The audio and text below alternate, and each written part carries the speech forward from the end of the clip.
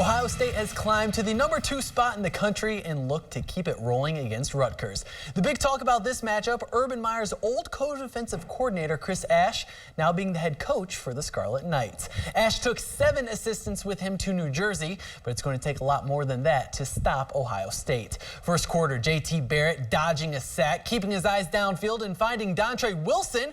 Buckeyes fail on the extra point, but they lead 6-0.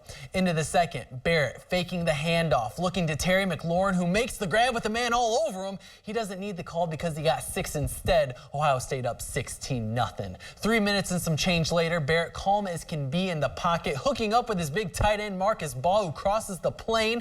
Barrett setting a new Ohio State record with that touchdown pass, making it 58 total. And why not add another? 2 minutes and 16 seconds later, 16 finds Curtis Samuel for the 5-yard strike. 59 total throwing touchdowns, and he's just 4 games into his junior season, folks. Ohio State showing they have a ground game too, though. Barrett with the read option giving to Mike Weber, and that boy is gone. Ohio State wins 58-0. That's the Buckeyes' 5th shutout of 50 or more under head coach Urban Meyer. Over in Ada, Ohio Northern welcoming the defending Division III national champs of Mount Union. Second quarter, Wilfried handing off to Christian Williams. The Anna alum has room to run and goes into enemy territory. Williams racks up 128 rushing yards on the day, but they turn it over on an interception this drive. Following possession, Freed dumping it off to David Hasselou. Nothing but green in front of him. 41 yards to the house. Ohio Northern trails 21-7. Mount Union's turn. Polar Bears putting some pressure on the quarterback. Mark Aguilar gets a hold of him, and he won't let go. He gets the sack, but Mount Union gets the win, defeating ONU 38-21. Switching over to some football, Lima Senior making the road trip to Allen East. First half, Lima Senior wasting no time. 4 minutes in, Adrian Jones lofts one in the back of the net. Spartans are hungry. Senior out to a 1-0 lead. 2 minutes later, Colton Fry with a deep through pass to Sam Shark. He takes the touch, only one man to beat, and the sophomore capitalizes. Spartans ahead 2-0, and they keep their foot on the gas pedal. Fry intercepts the pass, sets up his shot with plenty of time, firing with the left and burying it lower 90. Lima Senior cruises 6-0. Let's head to the tennis courts. The Western Buckeye League crowning conference champs today. For singles, St. Mary's Claire Kaywood using a two-handed backhand to put her shot into the corner. The Rough Rider wins 6-1, 6-3, advancing to the finals, where she would meet Madison Watt, the WAPOC #1, dropping the hammer on her opponent. Watt takes this match 6-3, 6-4. She takes the championship as well, 6-0, 1-6, 7-6.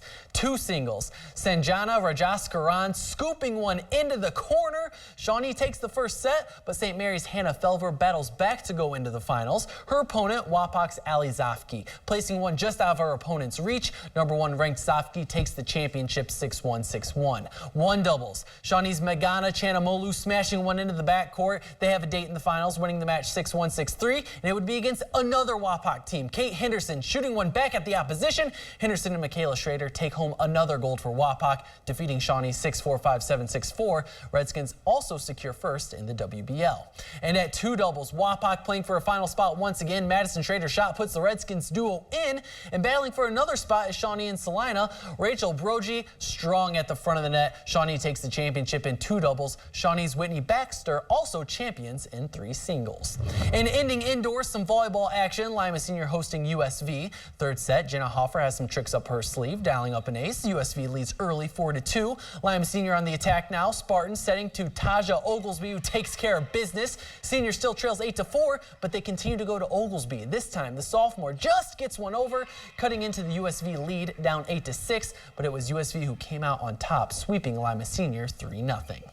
We need to take a break here on Your News Now Sports, but when we come back, baseball from the pros and UNOH. College ball is upon us after this quick timeout. Welcome back. Earlier in the week, we ran a story about how the Wolverine Hoosier Athletic Conference is changing things up in college baseball. Now members of the WAC will play 9 conference games that will affect them when, they finish the season in the spring. Enter year 1 of fall ball for UNOH. The Racers racing out to a 3-0 start. First inning, senior Kyle Thomas on the mound. Big strikeout with a man on second. He throws 7 innings, only giving up 3 hits. He records 6 Ks as well. Bottom of the frame, Jonathan Rodriguez showing bunt. Ball gets away from the catcher. Kyle Fisher takes it advantage of it, taking second, and that sets up the following run. Rodriguez gets a hold of one out to left center field, bouncing to the wall. His double drives in Fisher from second. UNOH takes the lead 1-0. They end up winning 13-0 in 7 innings. Major leagues, John Lester on the mound against the Reds, looking for win number 20, but Eugenio Suarez has his bat ready for the lefty. Bottom of the second with one on, and Suarez kisses this one goodbye. Reds up 3-0. To the 5th, Joey Votto with a man on second as well. Grounds one down the first baseline. Ivan De Jesus scores. Reds lead 5-3. And in the 7th, Votto all over another. 3 for 5 with 3 RBIs on the day. Reds win 7-4. Cleveland playing for a home field advantage. Carlos Santana with a good luck kiss to Terry Francona's head. Bottom of the second, Tyler Naquin rips one to right. In comes a hustling Coco Crisp. He is safe at home. Check out how close it was. Indians draw blood first, 1-0. Tie game in the 8th, Abraham Almonte hits a heater that's knocked down. Rajay Davis comes in from second, and the Indians regain the lead 4-3. Then with the bases juiced, the Tribe keep it going. Francisco Lindor brings in 2 more. Indians win 6-3. As for home field, the Indians need Boston to lose one of their final 2 games and win one themselves to clinch. Tigers enter the game on a half game back from the wild card. 7th inning, Justin Upton taking one for a ride in Atlanta, Georgia, cranking out his 31st of the year. That draws the Tigers within 1, but they fall 5-3. And also tonight, it was Michigan State IU. Turns out to be a heck of a game. Ty O'Connor, I don't know the final score yet. I know it was close. They were down by a touchdown, but we'll see what happens. All right, making LCC proud out there. All right, we'll be right back after this.